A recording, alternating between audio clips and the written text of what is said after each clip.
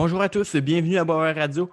Aujourd'hui, c'est l'émission numéro 34 de la saison 2 de Boisvert Radio. Je suis de retour après 2 semaines d'absence de reliée à la fin de session que j'ai vue au Cégep. Et quoi de mieux comme sujet de retour que l'arbitrage? C'est un secret pour personne, j'adore parler d'arbitrage. Et aujourd'hui, j'aurai la chance de le faire avec un ex-officiel d'Outre-mer.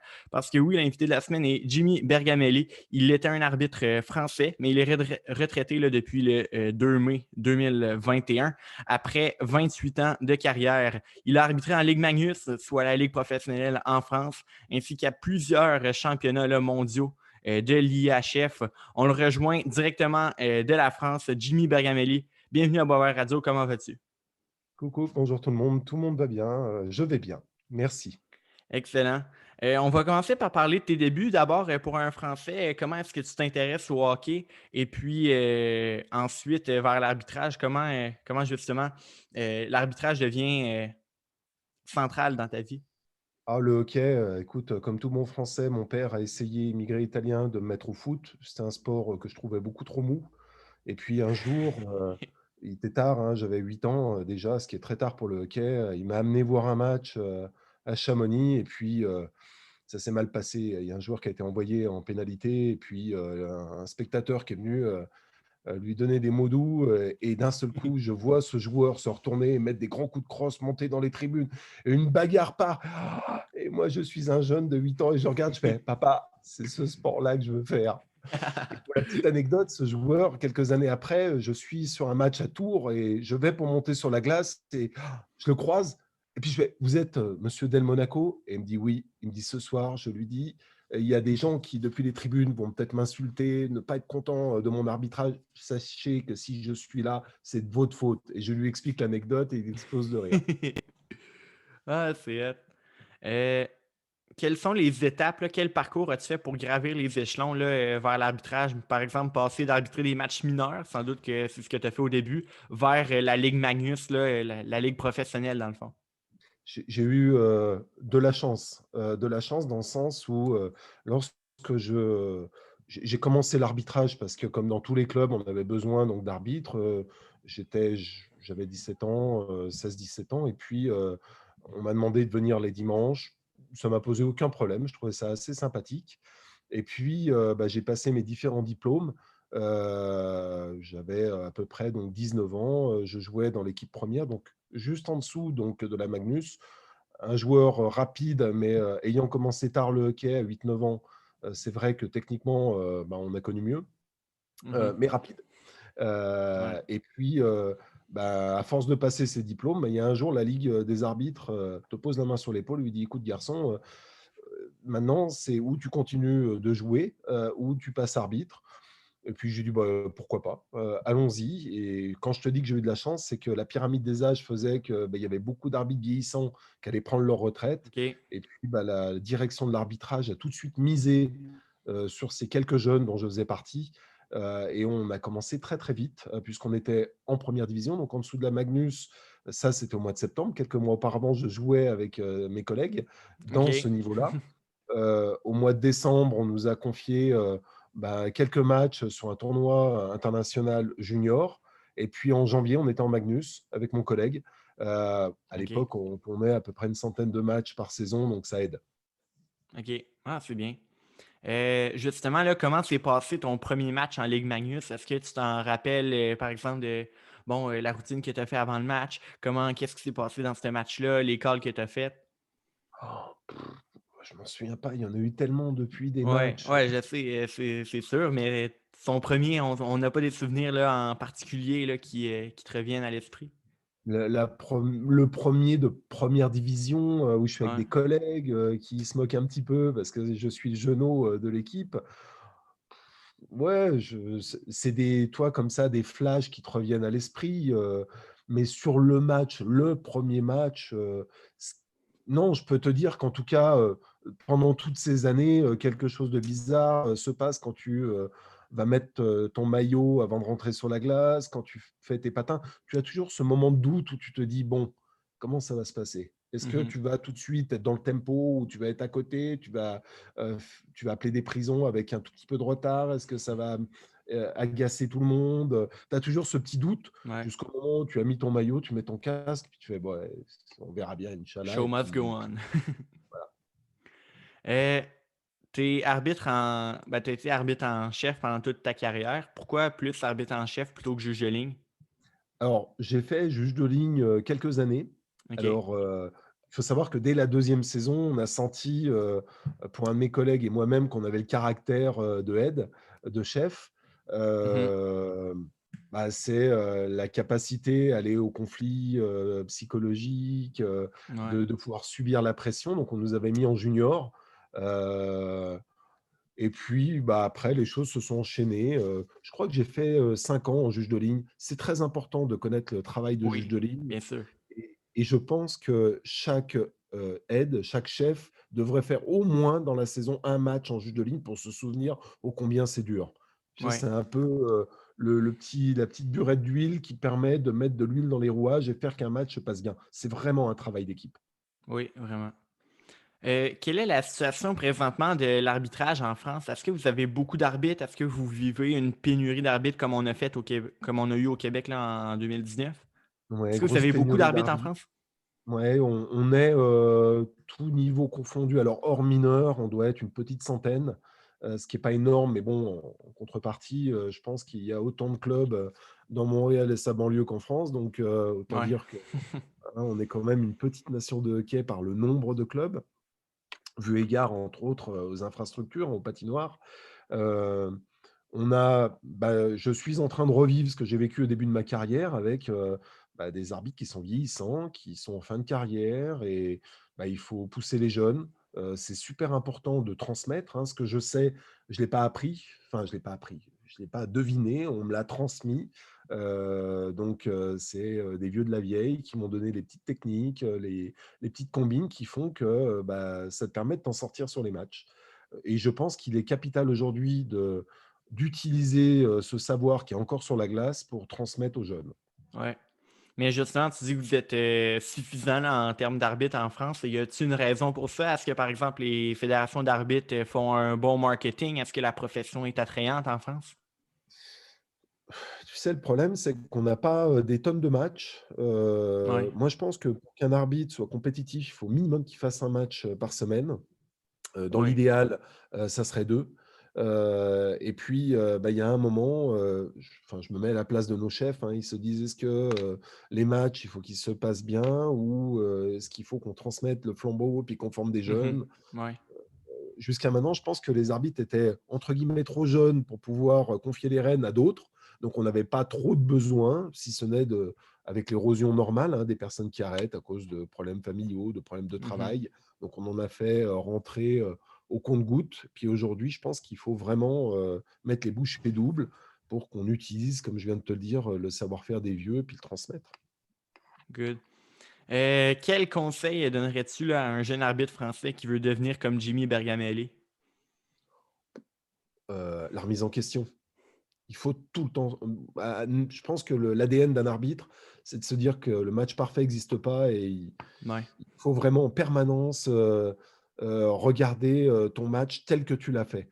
Il y a des fois où, tu es aide, tu es pendant le match, tu es à côté du poteau, puis tu te dis: «Ah là là là là, ça part, le shoot part des oreilles, je suis mal placé. S'il est dévié, je risque de prendre le puck». Toi, il faut qu'en permanence, tu auto-analyses, pas Ouais. en espérant, que ça ne se voit pas, enfin, te regarder vraiment avec l'esprit le plus critique, hein. Mhm. Il faut, en permanence te remettre en question et travailler les petits points. Tu arrives au niveau international, tout le monde sait patiner vite, tout le monde sait appeler des hors-jeux, des dégagements interdits. Le body language est hyper important, ta manière de vendre tes décisions. Ouais. Et puis après, c'est dans les petits détails qu'il va falloir que tu travailles. Ton ennemi numéro un, c'est toi, hein. Si tu Mm. penses que tu as fait le match parfait, c'est que tu commences déjà à te décliner. Ouais. Tout à fait. Parlons maintenant de ta carrière. D'abord, 28 ans de carrière, c'est gros. Quel est le secret de ta longévité? L'amour, l'amour de mon sport.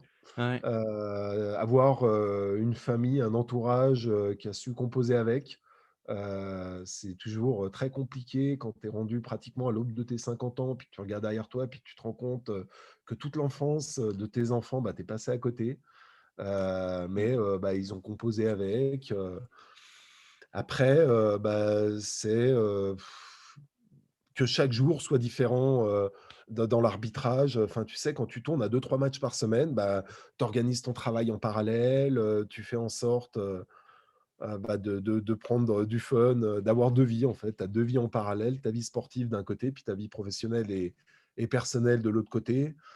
Tu sais, je rentrais, tard dans la nuit du samedi au dimanche, puis je passais un peu de temps avec mes enfants le dimanche matin et dimanche après-midi, j'allais vite faire un match, histoire de décompresser. Heu, voilà. C'est vraiment l'amour, de ce sport, de tout ce qu'il y a autour, qui fait que, c'est le sport pour lequel, on a tous craqué et qu'on aime, quoi. Ouais. Mais là, tu avais un travail en parallèle d'arbitrer dans la Ligue Magnus? Ouais. Ouais, en fait, quand tu discutes avec des vieux arbitres, tu vas te rendre compte, que la problématique, à travers le monde est toujours la même.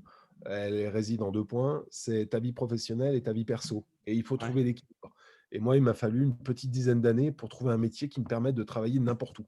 Toi, de ne pas être obligé à des horaires, à des lieux, donc j'ai trouvé ce métier puisque je suis, consultant fiscal.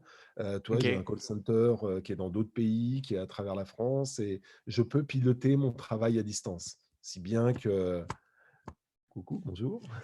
Si bien que, tu vois, je peux être dans un aéroport et puis passer des coups de fil, je peux, être dans une chambre d'hôtel et avancer mes dossiers, enfin voilà, je peux travailler à distance. Excellent. Les jours de match, les jours que tu arbitres, quelle est ta routine, dans le fond, de préparation en vue du match? Comme tous les arbitres, hein, la petite sieste, d'avant-match, OK. je te cache pas que les derniers temps, j'ai essayé de partir la veille, parce que voyager le jour J, pour les longues distances, les matchs qui sont loin, c'est quand même compliqué. Après, tu as vraiment, tu les patins autour du cou, tu avances pas, tu es mou comme un chewing-gum, enfin, tu commences à être dedans, tu es dans le dernier tiers, enfin, c'est une catastrophe. Mais oui, oui, c'est, la petite coutume avec, ton téléphone qui sonne à des heures très ponctuées, pour te dire: «Là, c'est le moment de ta sieste, là, c'est le moment de ton réveil», tu vas te Mmh. réveiller, tu vas te mettre en costume, tu vas partir avec, parce que tu as donné rendez-vous à tes collègues, dans le hall de l'hôtel et puis tu es 1 heure et demie avant le match, Mmh. enfin, c'est ce qu'on connaît tous, quoi. Excellent. Au cours de ta carrière, si mettons, on revisite tes plus beaux souvenirs, quel est celui qui vient au top, au numéro un? Ton plus beau Le souvenir, numéro 1 dans ta carrière? le numéro 1, c'est quand tu fais le CSKA de Moscou, contre le champion de Suisse, OK. Coupe les Spengler? champions, pardon? C'était-tu à la Coupe Spengler? Non, c'était pas la coupe Spengler, c'était un tournoi d'été, et puis j'ai OK. eu la chance parce que je suis juste à côté de la Suisse. C'est un tournoi qui est, assez coté en Suisse, et ce qui s'est passé, c'est que les arbitres suisses étaient en stage. Donc on a fait OK. appel aux arbitres français les plus proches et puis, entre autres, les internationaux. Puis tu arrives dans une petite patinoire, qui est au milieu de nulle part. J'ai mis un certain temps pour y aller et puis, tu vas faire le CSKA de Moscou contre les champions suisses. Tu dis: «Mais où est l'équipe, du CSKA?» Et puis ils t'expliquent que ça fait 1 heure et demie qu'ils font un crossfit. Tu es juste avant le match.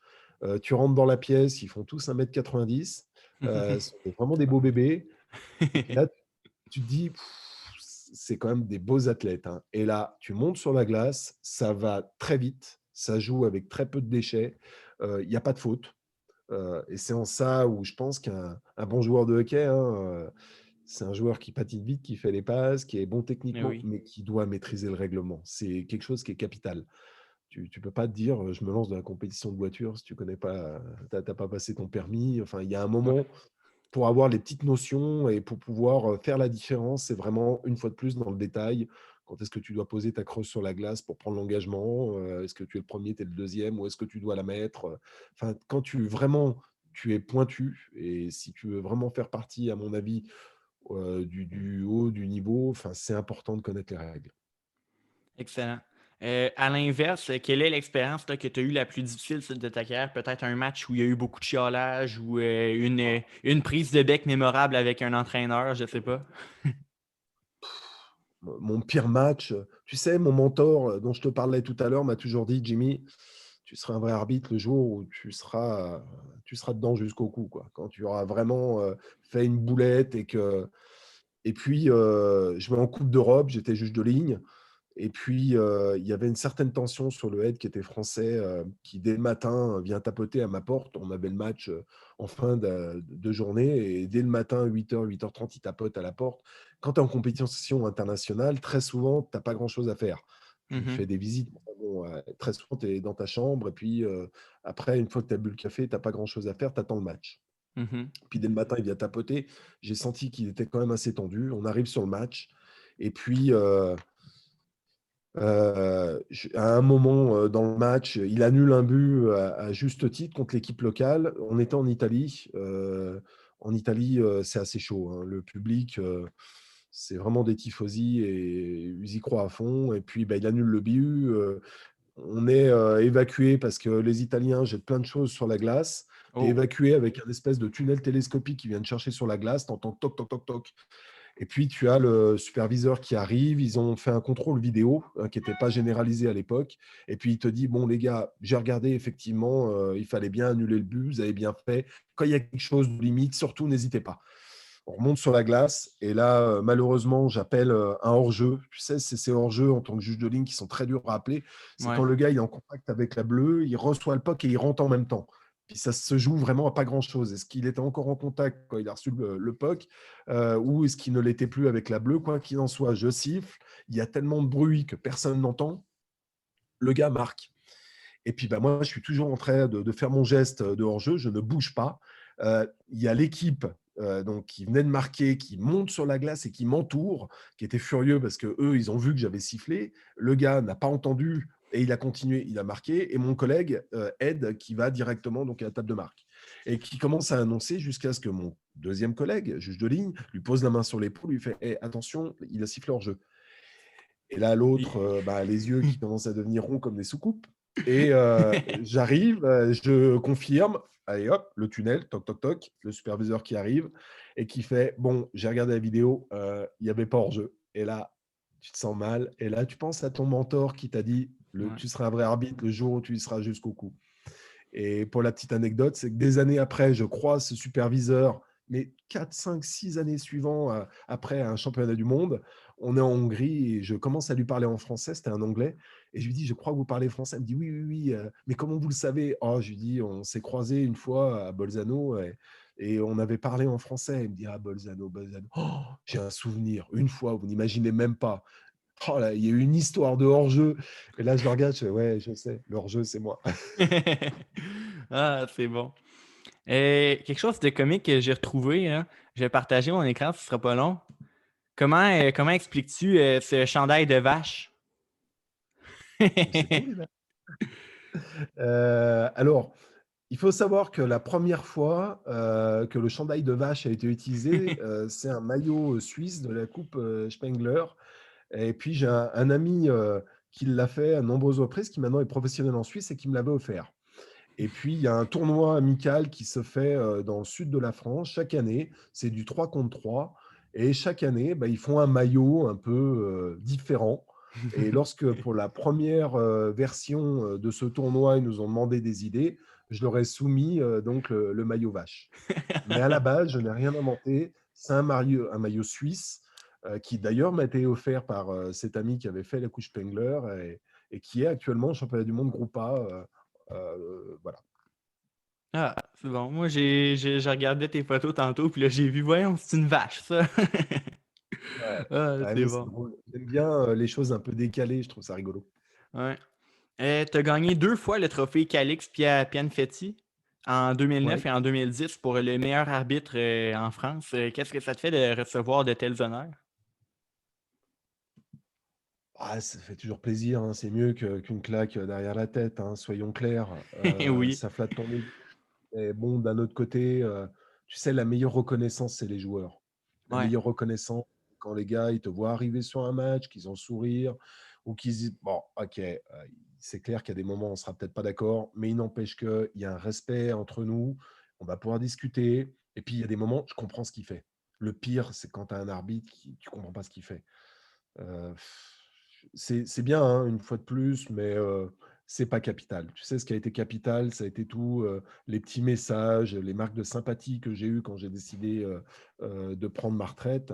Ça a été super. Un témoignage de l'équipe de France, un témoignage qui a été fait par une vidéo qui a été envoyée par tous mes amis proches, mes collègues arbitres, et dont il y avait un Québécois à Mhm. l'intérieur qui a toute ma sympathie et mon admiration, qui s'appelle Sylvain Lausier, qui est un habitué de votre ligue junior majeure et Ouais, qui a fait ouais. quelques championnats du Je sais monde c'est avec qui, ouais. qui j'entretiens de très bonnes relations. Ah, c'est le fun. Tu as arbitré ton dernier match le 2 mai dernier, un match amical entre la France et l'Italie. Comment s'est passé ce match pour toi? Est-ce qu'on a eu des cérémonies là, en ton honneur? Ouais, c'était super sympa. Alors, ce qui est bien, c'est que ça s'est fait à Megève, là où j'avais commencé. Mhm. Cette histoire d'arbitrage avec les mineurs, avec le coach qui te croise et qui te dit: «Tiens, toi, tu vas faire ton stage samedi ou dimanche». Tu fais: «Ouais, d'accord», tu sais pas pourquoi, tu y vas. Heu, Ça, c'était le début de l'aventure. Après, tu as quand même une certaine tension, arbitrer, certaines équipes internationales. Déjà, c'est exigeant d'arbitrer un match Ouais, international. Tu as pas trop le droit à l'erreur, même si c'est un match amical. Tu as ouais. des équipes qui sont un peu plus chaudes que d'autres à arbitrer, plus compliqué. C'était le dernier, écoute, j'ai réfléchi très longuement à prendre ma retraite, tu sais? Donc c'était l'aboutissement. Voilà, j'ai commencé à digérer ma retraite, il y a plus d'un an parce que je sentais que, il était temps, de pas faire la saison de trop. OK. Mais justement, parlant de ça, quelles raisons t'ont poussé à prendre ta retraite? Ah, tu sais, c'est quand tu commences à te rendre compte que tu es moins explosif, tu es moins présent, tu perds en lucidité, tu as de moins en moins l'envie et le temps, de te préparer, physiquement, pendant les saisons, et Hmm. puis, les années tournent, hein, enfin, voilà, tu sais, j'étais rendu à arbitrer, des jeunes, qui sont nés l'année où je suis passé international. Il était temps. Il était temps et puis, tu commences à avoir mal aux genoux, tu commences à avoir, Ouais, un ton peu corps te magané. parle, il faut savoir l'écouter. Ouais, c'est bon. Euh, tu as arbitré au Canada au cours de ta carrière. Tu as arbitré, entre autres, là, des matchs Junior 3, ainsi que des matchs au tournoi international de hockey Pee-Wee de Québec.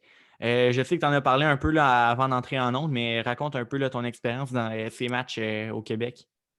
C'est un souvenir extraordinaire, hein, mon fils, mon deuxième fils, qui est maintenant arbitre, qui est Hmm? passé, le plus jeune arbitre, de France, hein, puisqu'il est passé au stage national, il avait pas encore 17 ans. Oh. À l'époque, part faire son tournoi Piwi. Donc on est en 2016. Il Quelques mois représente auparavant, quelle équipe? Par curiosité, il était il avec joue quelle Megève. équipe? Megève? Il était avec Megève, OK. parce qu'en C'est bon, fait, ouais. il s'est inscrit au tournoi Piwi, il jouait avec cette équipe et puis, entre-temps, il est allé à Saint-Gervais qui est l'équipe «rivale», entre guillemets, hein. On est OK. à 10 kilomètres l'un de l'autre, hein, ce sont les meilleurs ennemis, et puis, il est venu dans mon club, dans lequel j'ai commencé à jouer au hockey, donc Saint-Gervais, qui est à 2 kilomètres de mon domicile. Mais manque de peau, il n'y avait plus de place pour qu'il embarque avec l'équipe Piwi. Donc, il est resté avec l'équipe de Megève.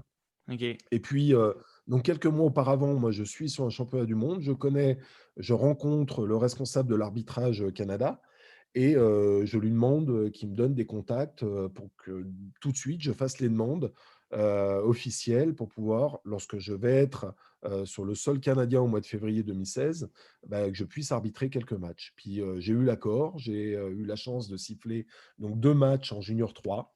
Ils étaient très étonnés de voir un chandail IHF, puisque j'avais Ouais. mon maillot international. Bon, ils ont su effectivement que j'étais français puis que j'arbitrais la Magnus. Donc, de temps en temps, j'avais des questions. Alors, est-ce que c'est mieux que la Magnus? Est-ce que c'est différent? J'ai Ouais. même Et ta rencontré. réponse c'était? Je pense que la Magnus est quand même au-dessus. Ouais, ouais, parce que tes Magnus sont quand même plus vieux, plus forts sans doute que Junior 3, mais éventuellement, Ouais, peut-être que des Junior 3 auraient le talent de jouer en Magnus. bien sûr. Oui, tu as entièrement raison.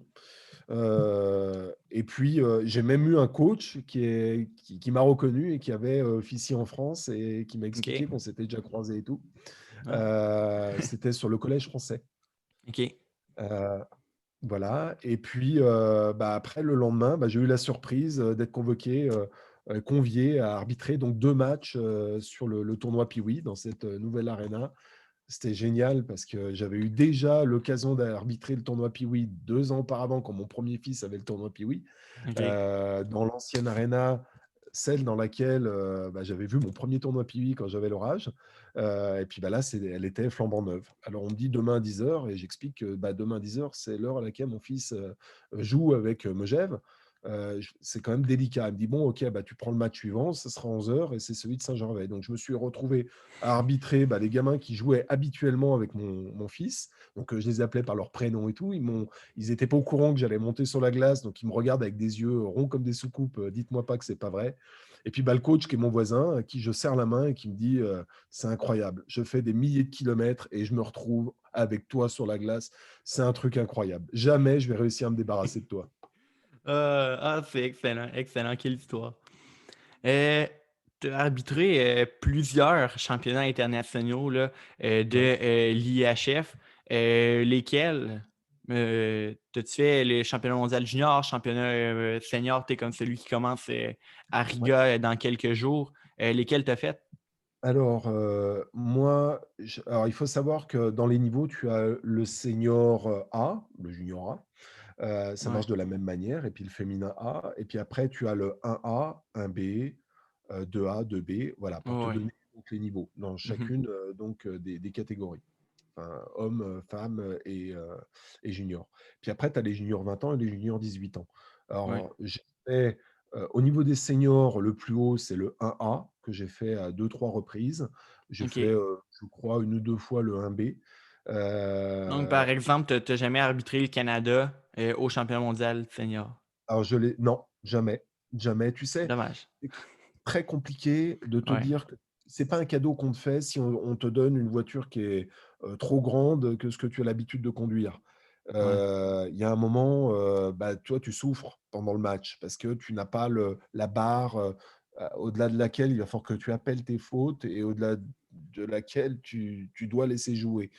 Et Mhm. le fait de te retrouver sur des gros matchs comme ça, si tu n'as pas ce feeling, cette notion, c'est très compliqué. Puis c'est vraiment, beaucoup de responsabilités, et je pense qu'effectivement, mes collègues qui ont l'habitude d'avoir des gros matchs, en junior majeur, ou faire, des gros matchs, sur des championnats russes, tchèques et autres, les grosses compétitions, c'est normal qu'ils y soient.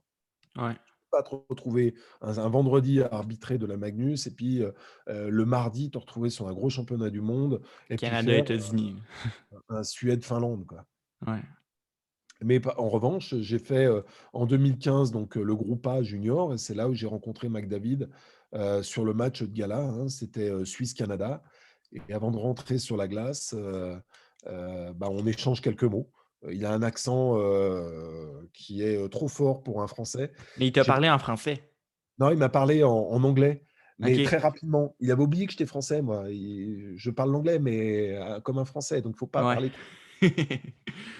C'est bon. Y a-tu d'autres joueurs relativement connus là, que tu as déjà arbitré? T'es McDavid, c'est quand même hyper gros, mais justement, tu as arbitré plusieurs autres championnats mondiaux ou peut-être des joueurs de Ligue Magnus qui sont aujourd'hui connus dans la Ligue nationale? Ouais, écoutez, ouais, alors déjà, tous les Français qui aujourd'hui sont dans la Ligue nationale, je les ai arbitrés. Pierre-Édouard Bellemare, Antoine Roussel puis Alexandre Texier? Ouais, ouais, Ah, c'est tout bien. à fait. Après, je crois qu'il y a un Slovène, qui joue, et qui est un gros joueur, des Kings de Los Angeles que j'ai Andy arbitré. Kopitar? Oui, oui, oui, oui. Quand? Oui, oui, oui, oui, son frère, n'était pas satisfait de mon arbitrage, ça Oh. m'a agacé, il est allé prendre la douche avant les autres.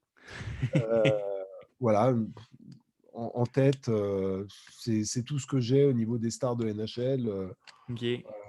bien entendu, l'ancien, gardien de l'équipe de France, qui a gagné la coupe Stanley. Ouais, Christophe Baluet. Tout à fait. Donc, avec qui, à chaque fois qu'on se croise, on échange quelques mots, hein, très sympathique. Après, tu as, un Français qui aujourd'hui officie en KHL, Dacosta, Ouais. que j'ai vu Ancien des sénateurs. tout petit quand je suis arrivé en région parisienne. J'avais pris des responsabilités dans le club qui l'a formé, et il était, poussin, et enfin, il était très, très jeune, et déjà, il dominait, son sujet. Voilà. Excellent. Puis juste pour revenir sur Kopitar, tu l'as arbitré dans les matchs de la division 1A, genre quand la Slovénie était comme pas dans les 16 meilleurs, mais genre dans le groupe en dessous, là. Ouais, on a dû se croiser à ce moment-là. Non, non, mais en revanche, la fois où vraiment je me suis souvenu de lui et la fois où j'ai eu ce souci avec son frère, c'était sur un tournoi amical, donc sur OK, Paris, non, sur Lyon, pardon, qui était il y a quelques années, il y a 5, 6 ans. Voilà. excellent. Comme arbitre, est-ce qu'il y a un rêve, un objectif que tu t'étais fixé, par exemple, au début de ta carrière? Et si oui, est-ce que tu l'as atteint? Oui, pour le rêve, non, pour le fait de l'avoir atteint, j'aurais beaucoup, beaucoup aimé faire les Jeux Olympiques. OK, ouais. Euh, ouais, ah ouais. Ou au moins un groupe A senior. Après, tu sais, quand j'ai fait le groupe A junior 18, c'est ce que Ouais. j'avais dit, au superviseur, qui était là. Je leur ai dit: «Vous savez, la performance, elle est d'être là. C'est pas d'aller plus loin, moi, je sais que je suis une petite nation de hockey, le hockey va pas aussi vite, il est pas aussi pointu qu'au Canada, nous, les gros matchs et quand il y a 4 000 personnes, mais en moyenne, il y en a beaucoup moins, 1 500 sur chaque match, donc c'est compliqué de subir cette pression et le fait de m'envoyer peut-être au-dessus, est-ce que c'est un cadeau qu'on va me rendre ou pas? Je sais pas. Donc oui, les JO, j'aurais aimé un groupe A, mais il y a pas d'animosité, tu sais, Non, c'est ça.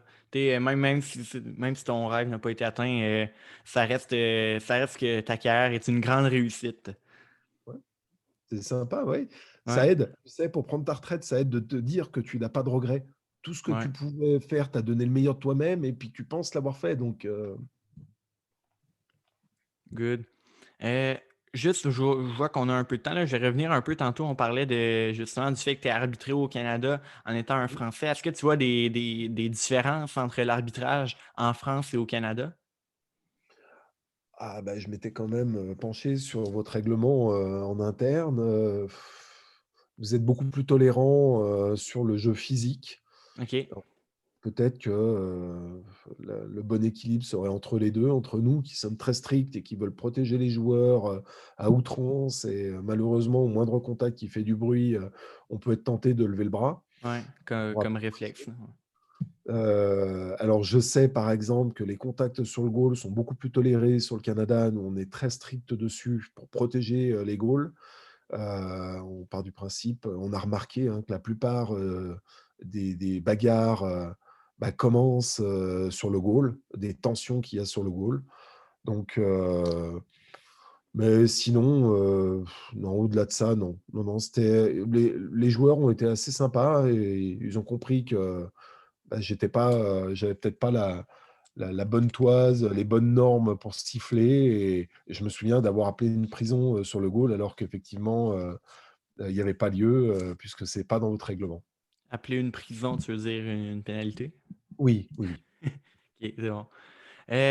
En terminant, j'aimerais savoir quelle est la suite pour toi? Est-ce que tu as des futurs projets, après ta carrière d'arbitre? Peut-être devenir, formateur à temps plein, superviseur ou, quelque chose de complètement différent, pas du tout relié à l'arbitrage?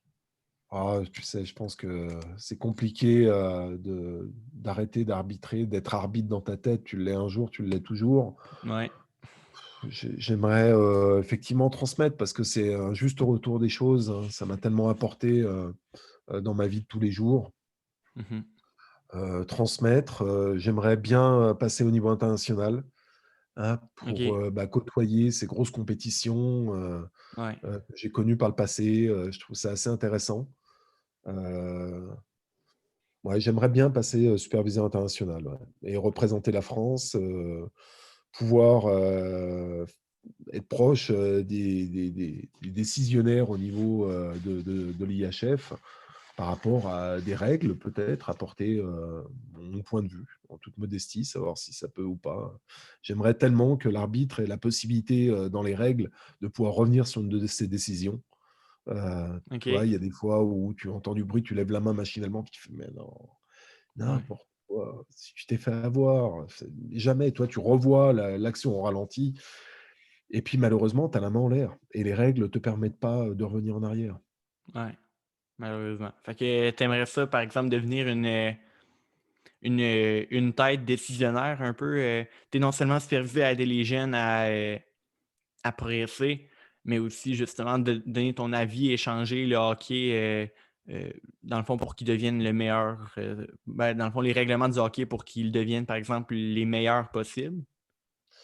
Oui, oui, oui, ça m'est arrivé, des fois pendant le match, de me dire: «Ah non mais attends, ça, c'est quand même bizarre qu'on nous demande de siffler ça, c'est quand même dangereux», tu vois, dans Mhm. les règles, un goal perd le casque, il y a une chance puisque le puck est dans le slot, il y a une chance de but et l'arbitre ne doit pas siffler. Je trouve ça hallucinant.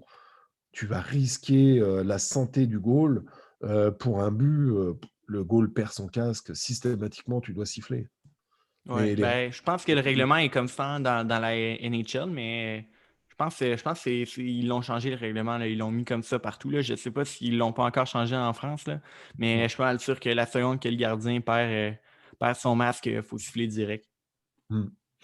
Tu vois, je vais te raconter, une anecdote, hein, sur ce fameux match, Vas-y, vas-y. c'est ce fameux match où je fais McDavid, le Canada gagne, de 2-3 buts la Suisse. On est, en Suisse et puis, on est en système à 4 donc tu as un arbitre qui est dans la zone et l'autre qui est à la bleue et puis moi je suis, derrière la cage, je vois parfaitement ce qui se passe dans le coin. Il y a un joueur qui va pour faire un crochet puis qui met le patin sur le palet et l'autre qui est derrière, de l'autre équipe, le joueur qui a mis le patin sur le palais tombe. Ouais.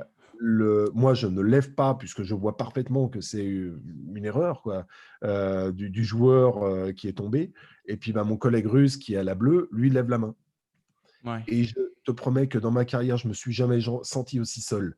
Je sais qu'il fait une boulette, mais je n'ai pas, sur les règles, la capacité de dire: «On revient en arrière». Parce que si jamais je lui dis: «On revient en arrière, c'est une boulette» et que, pour une raison X ou Y, on est sur un championnat du monde, tu as l'équipe, bah, qui porte réclamation, tu peux avoir, des problèmes et tu rentres, tu es au Mhm. vestiaire et donc tous tes superviseurs te disent: «Oui, oui, mais on a vu sur le grand écran qu'effectivement il a mis, le patin sur le palais et qu'il est tombé à cause de ça» et je dis: «Ouais» et ils te disent: «Non, mais à ce moment-là, il faut pas l'appeler». Ouais, OK, mais c'est pas marqué dans le règlement, qu'est-ce que je fais? Qu'est-ce que je peux lui dire? Tu vois, je me Ouais. suis tellement senti seul de savoir que mon collègue qui était à la bleue, faisait cette erreur, et que je ne pouvais pas l'aider. Je n'ai pas su quoi faire. Ouais, c'est vrai. Il était plus jeune, il était russe, il est encore dans le système, je ne suis plus. Ouais, vu de même. Bon, je pense que c'est tout là pour moi de mon côté. Donc, Jimmy Bergamelli, merci beaucoup d'avoir accepté mon invitation et d'être venu à Boisvert Radio. Excellente réponse, excellente entrevue, j'ai adoré. Eh ben, merci et puis, écoute, à ta dispo, hein, avec grand plaisir. Je te souhaite là, le meilleur pour tes futurs projets.